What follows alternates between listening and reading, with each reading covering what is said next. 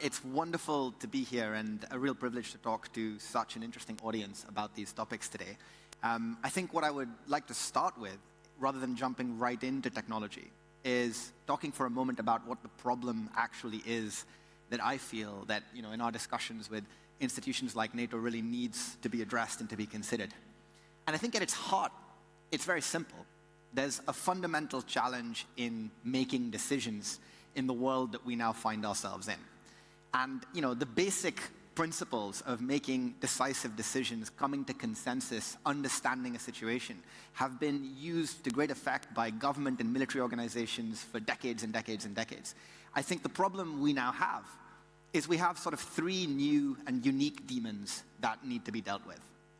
And they kind of confound many of the challenges and problems that we face in the modern world, whether climate change, whether security, whether hybrid warfare. And those problems are really straightforward: complexity, speed, and confidence. And in particular, I think complexity. We're now drowning in information, drowning in complex, multi-domain, multimodal problems. Problems don't sit in their boxes anymore. They tend to come out and infect each other. Climate change impacts security. Migration impacts everything. There's so many different interconnected systems we now need to deal with in the modern world. And one of the consequences of that is unintended consequences, really, in many ways. An impact can impact the world in ways that no one previously predicted because of how fast and how connected the world has become. So what do? How do we create a better model for decision-making in a world where this situation exists? And I think one of the most important key ideas to remember is technology is never going to solve this problem unless we find a way to augment and improve human decision-making. I think there are technologists out there that believe that AI is a magic panacea that will fix the issues we all face in dealing with making choices in a complex world. I think that is fantasy, and it will be fantasy for a considerably longer period of time than we would all like to believe. And it's not only technological. I mean, AI is very limited, but it's also cultural. In this room and across NATO and other organizations, there are human beings that have been trusted to make critical decisions. In the end, those decisions must be accountable. They must be, as a democratic, liberal sort of society, we're all comfortable supporting. So we need a technological solution then that can ultimately improve how humans make decisions and, more importantly, help them manage complexity. That's going to be key to any real future for massive decision-making organizations in a hyper-connected world. And I just want to underscore this problem. This is a crisis that just gets worse the more connected the world becomes. The more systems that we start introducing that start talking with one another or operating autonomously. The more connected our world becomes in trade, in online worlds, in communication, the harder it becomes to deal with this issue. And I think at a certain point, if we don't augment and upgrade our alliances and our partnerships and our institutions, they'll just snap. They'll just be unable to deal appropriately with a changing world. So what then could be some of the ingredients that could go into that solution? After just saying AI was not the answer, I'm now going to bring AI back to the table for a moment, because there are some things AI can do very, very well. And one of them is find patterns. What AI is very good at in the modern world is helping us understand how to sift through information and make that available to human decision makers in a useful way. And I see a big future and a big part of everything I'm going to talk about today. In the back of your mind, think about the value of AI as you know it today as a tool in enabling a lot of this. But beyond AI, I want to introduce or even reintroduce some of you to another concept, which is the concept of models. Now, you've all encountered these in different forms. As a kid, when playing with simple toys and tools, or even in the context of large-scale simulation in areas like weather. But models are very profound and very powerful. There are ways for us to create representations of the real world that can give human beings an intuition on how the real world operates. Models really are there to be played with, to be experimented with, to create and provide insight. And they're used in a military context today. In a very simplistic context, one might argue, literally paper modeling is still an important tool used by many institutions to make important preparations and plans. But we're now in a world where we can do so much more than that. We can augment that in profound ways. And that's because we're living in the age of distributed computation. So for those of you that don't know, distributed computation is the idea that we can make massive applications by bringing together thousands or hundreds of thousands of machines in huge amounts of computing power. And combining that with AI and modeling techniques means that we can start to recreate the real world. And we can start to create profound models of the world that have utility beyond that which we have previously seen. And this is already happening. In fact, billions of people are already engaging with technology like this. They're just having fun with it. They're just playing video games. And gaming and gaming technology and virtual world solution in the way that we look to represent the world, model the world, create interactive simulations that I think have profound implications for decision makers. And the reason for that is really because the technology is going well beyond what we've previously seen. These are just examples today of games powered by technology like ours that instead of running on a single machine, run on thousands of machines. That game there, Seed, involves literally millions of artificial intelligent NPCs working together in a persistent world. And all of this is a kind of Cambrian explosion of new opportunities that have only happened in the last 5 years.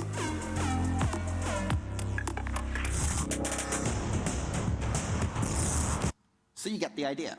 The things your kids are playing at home may actually have more of an important role to play in the way our society runs than we've previously considered.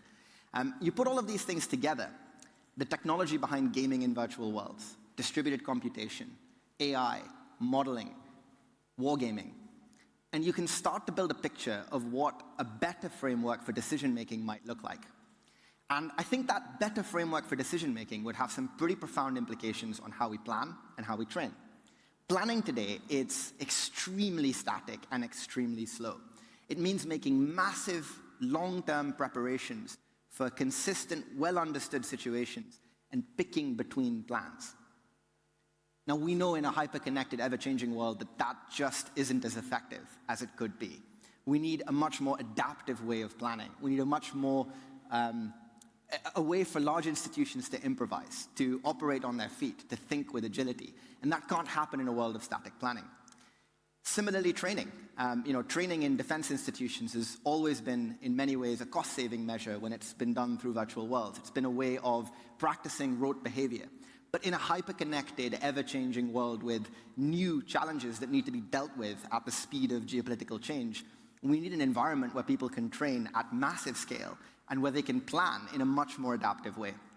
So really, putting all of that together, what I would prescribe as a key idea in how all of this can change things is to imagine a world where we can partake in perpetual connected rehearsal. Imagine if we could represent and recreate the world at realistic scale and have hundreds of thousands of individuals interacting within that world, planning, practicing, trying scenarios long before they are augmented or used in the real world. That would be a sea change in how we think, in how we make decisions. It would create experience of events that have not occurred. It would create the ability for us to play with our assumptions, to try things that we have not tried in the real world or could not try in the real world. And the technology to do all of this isn't miles away. It exists right now. It's here now. What's really required is to embrace the idea that a better way of operating could exist. So what we call the single synthetic environment is really the key basic principle behind putting all of this together. This is the idea of defense institutions taking together all of their siloed training and planning and running a single virtual simulation of an entire theater or an entire strategic context. And for the first time, institutions in the UK, the US, and now NATO are beginning to trial and practice this type of environment.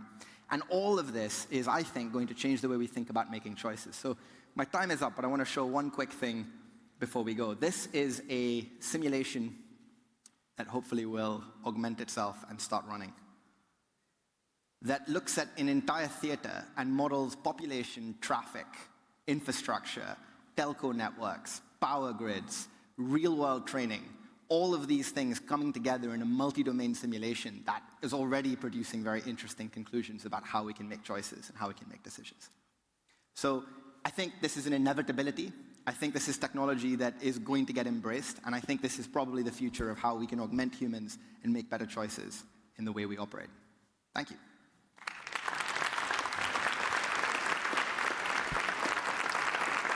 Ladies and gentlemen, please now welcome to the stage Director of Live Media Content at Fortune magazine, Ms. Maithri Siratharan.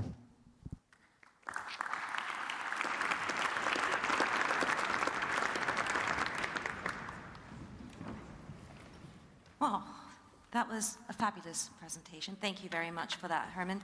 I want to quickly introduce the rest of the panel that Herman's going to be joining us on.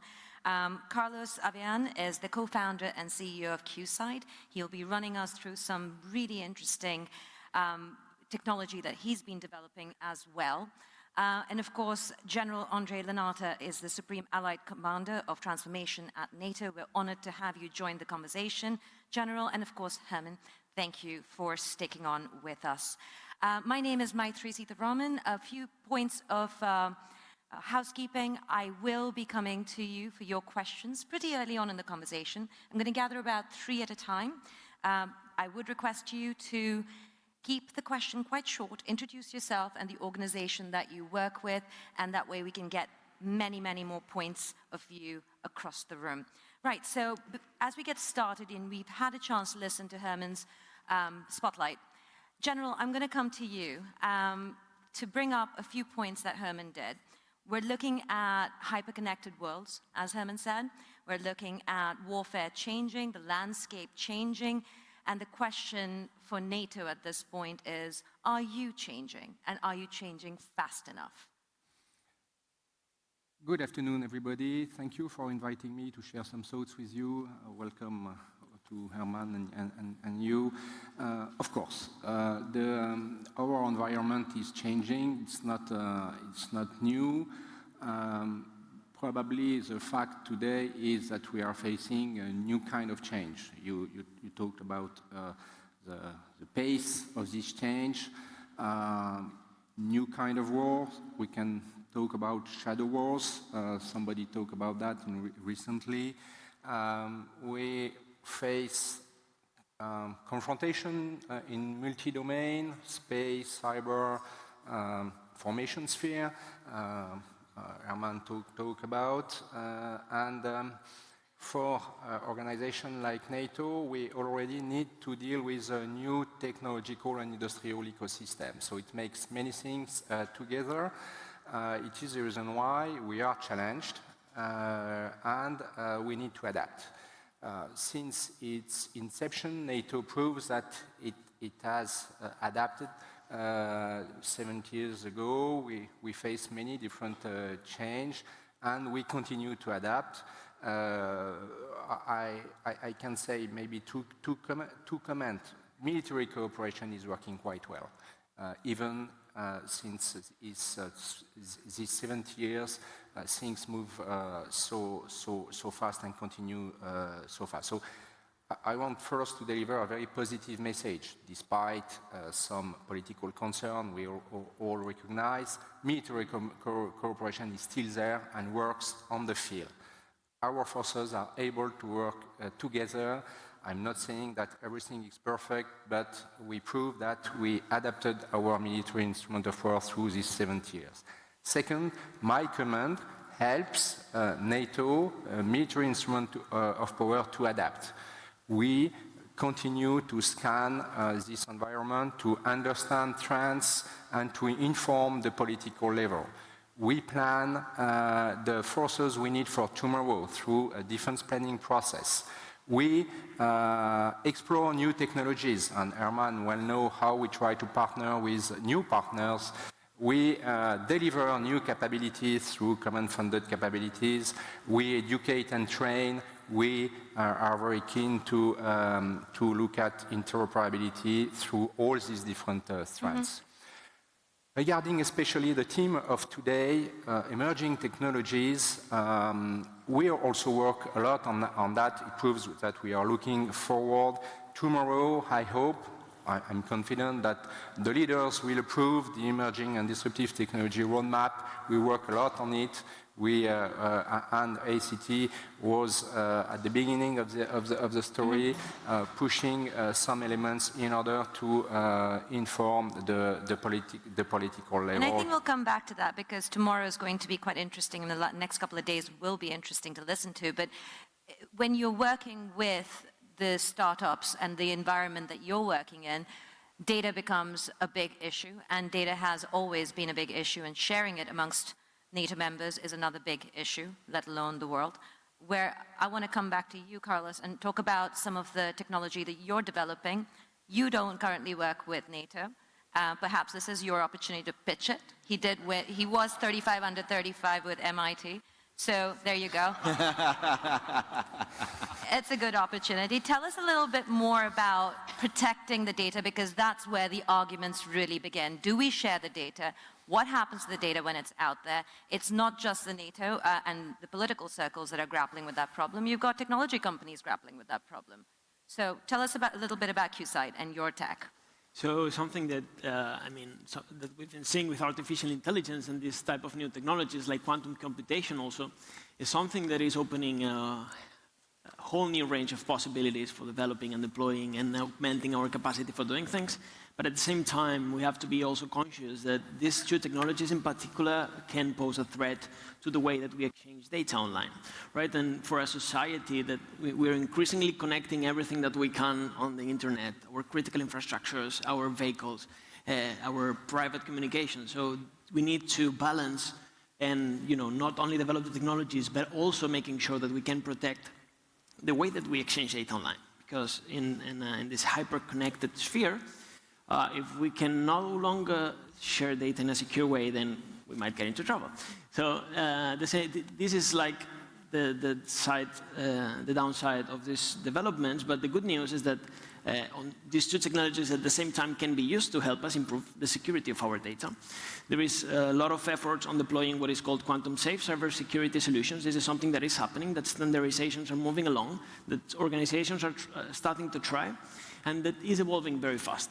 So you need to be very quick on adapting, on deploying new things, on testing them, but at the same time, because of the criticality of the matter, we need to also make sure that's compatible with what we've been doing so far and being able to complement to the point in which we can get to communication networks that are future-proven, so that we do not have to worry that our private information, our secrets, our confidential or classified information at some point in the future might be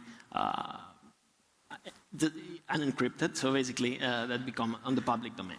So this picks up an interesting point that I want to kind of wrap this initial roundup with you, Herman, is there is so much technology that's being developed in the private sector, in the startup space, but there's also hesitation at some level amongst many startups of working with the defense industry or with military or with government.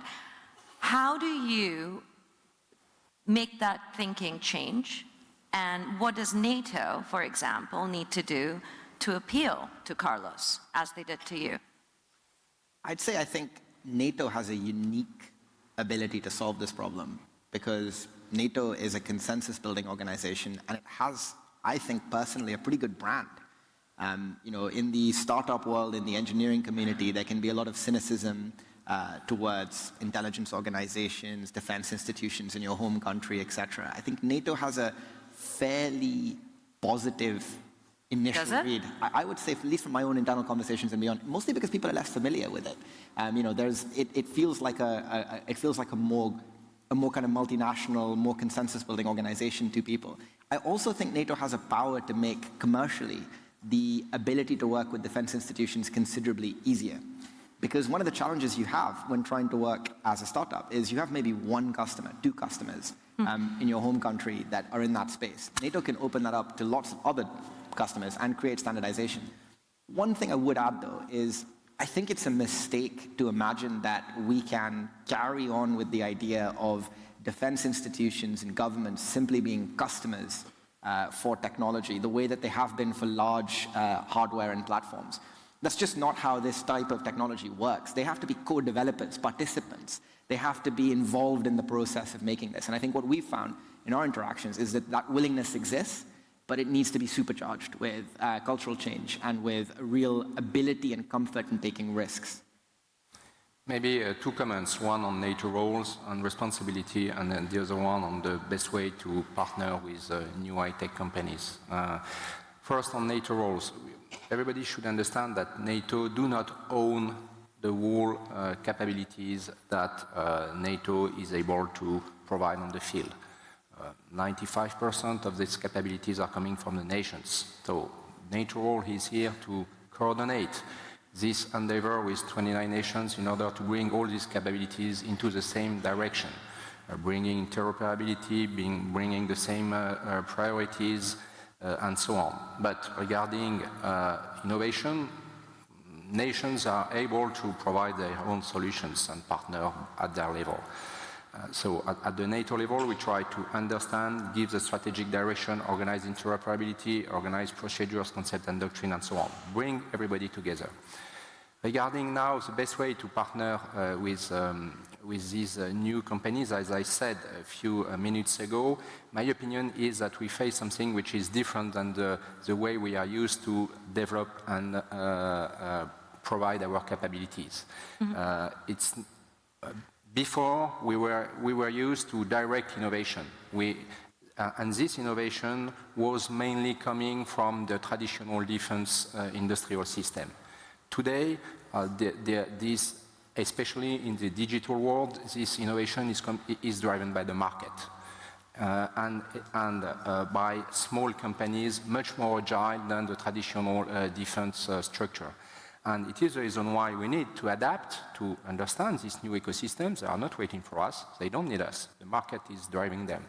And in order to find the best way to partner with them, to bring them and to go to their way of work in terms of more bottom-up approach, more user-centric approaches, and it is the reason why we partner with society like... Could you explain the user-centric approach a little bit more and the bottom-up versus top-down? I will explain that to you very, very easy. If you ask to a soldier, what do you need regarding artificial intelligence, he will not be able to say anything.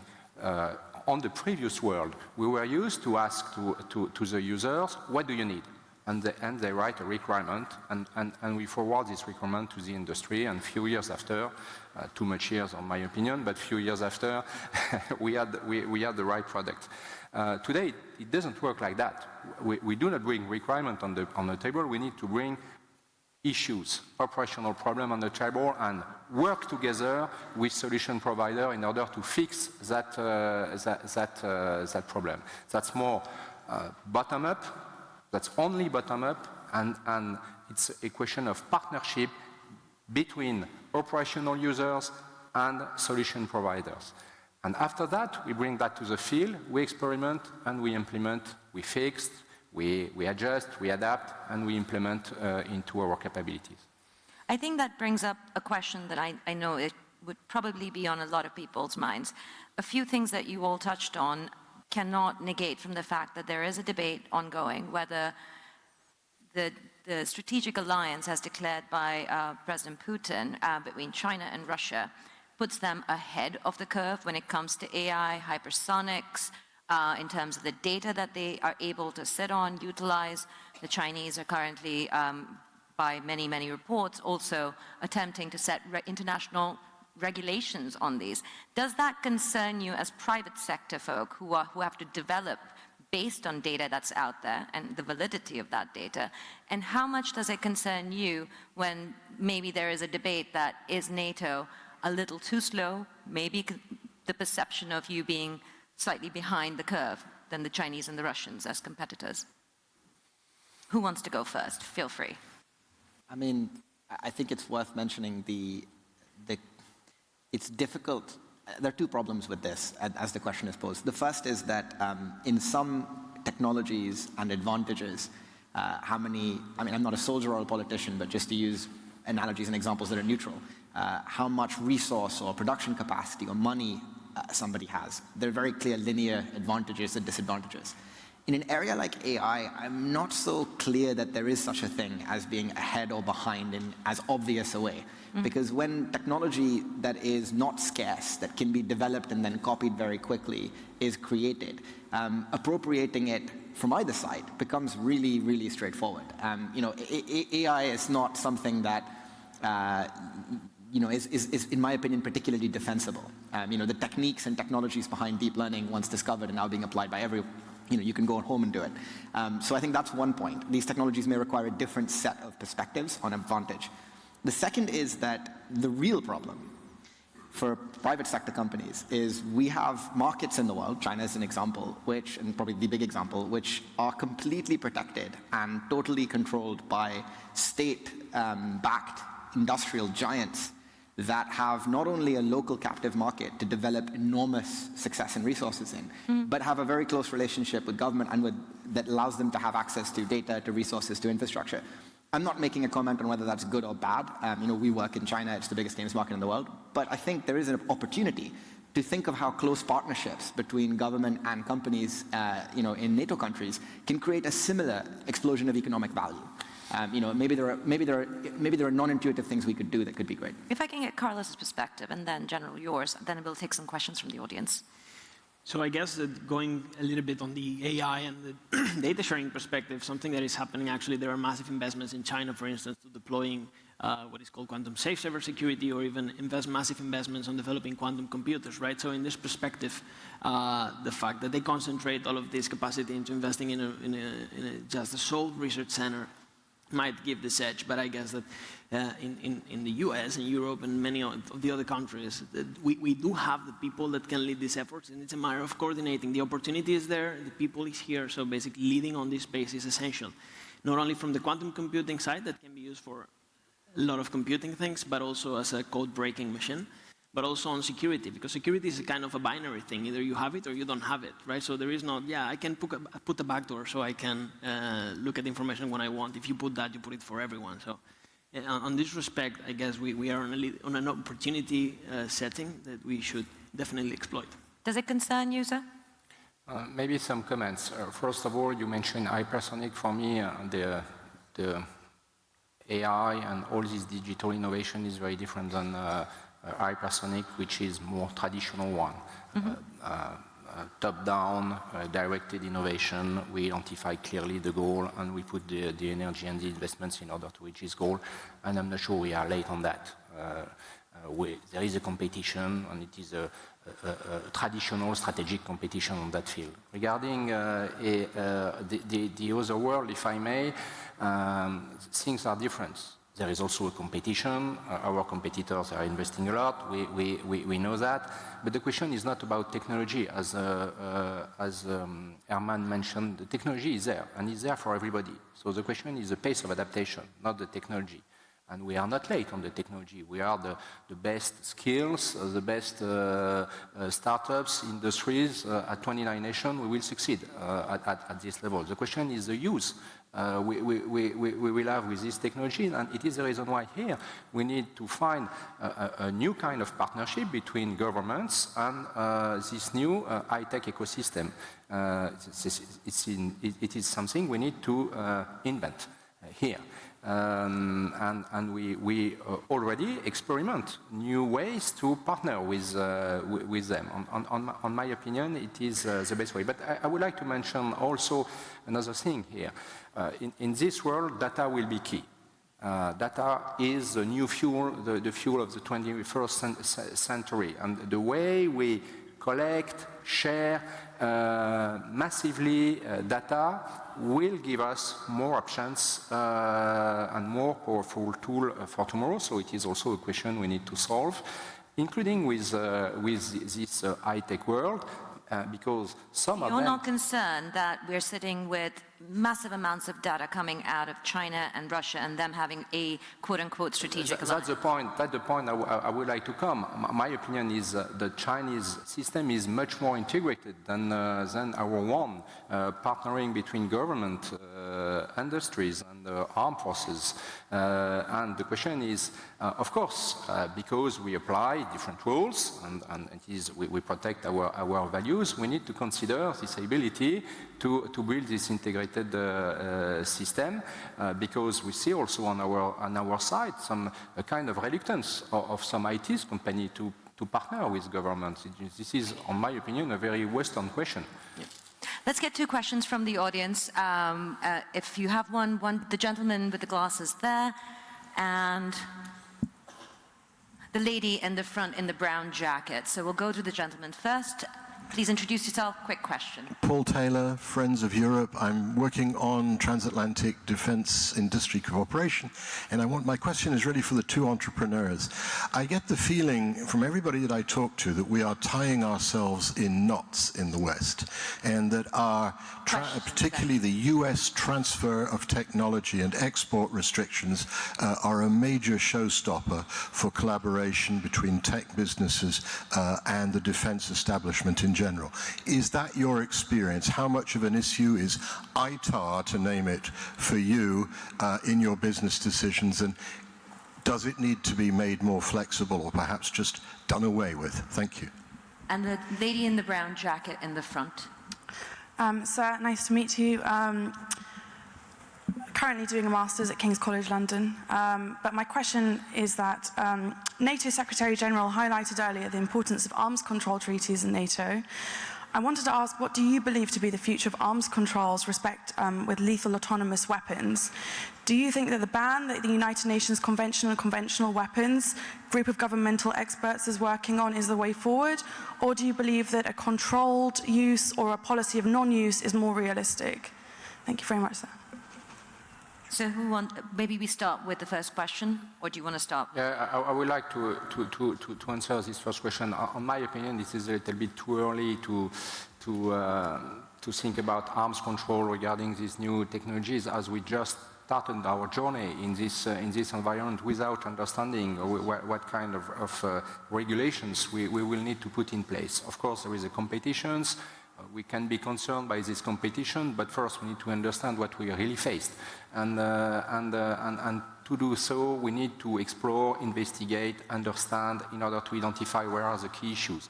I think that data will be one. It is clearly identified. But on my opinion, because also our competitors will not wait for us, we need to progress now.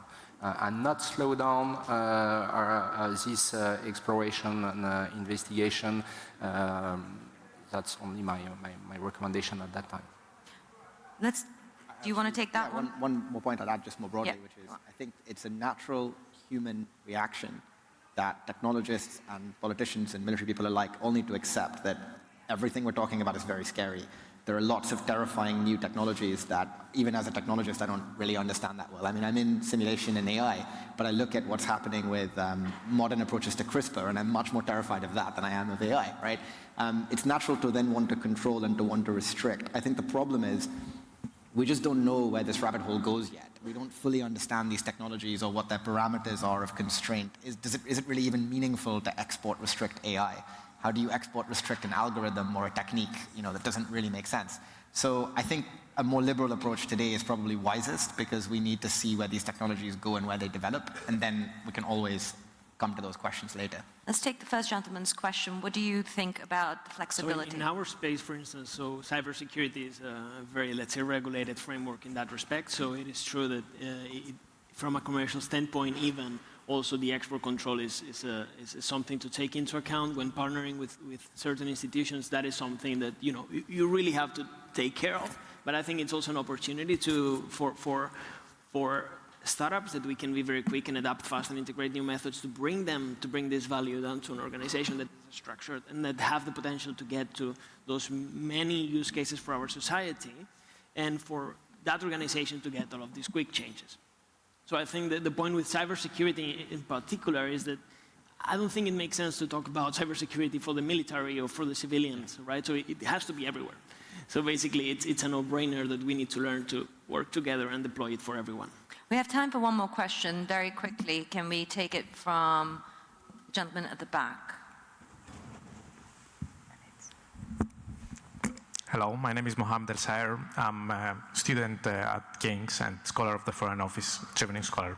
So given the ongoing debate regarding the hypersonic missiles, I just would like to know, should we expect a similar program, a joint program, comprehensive hypersonic missiles program from NATO or not?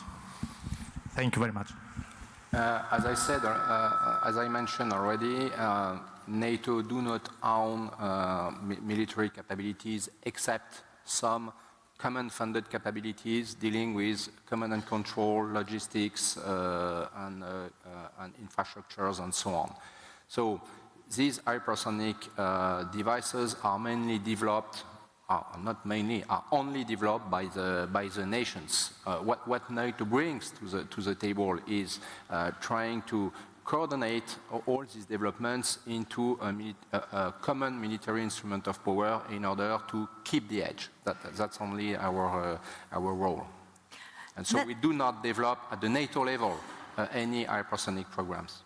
So let me try and wrap this up because we are running out of time, and try and get a nugget from each one of you when it comes down to this new kind of arms race, which is now a thought race, a data race, a technology race.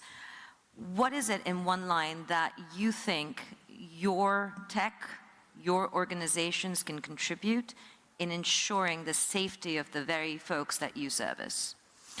So I think deploying a communication system that is future-proof and safe, so that gives us the freedom to keep exchanging information online, and this will give us the freedom to exploit all of these AI, quantum computing capabilities from a secure standpoint.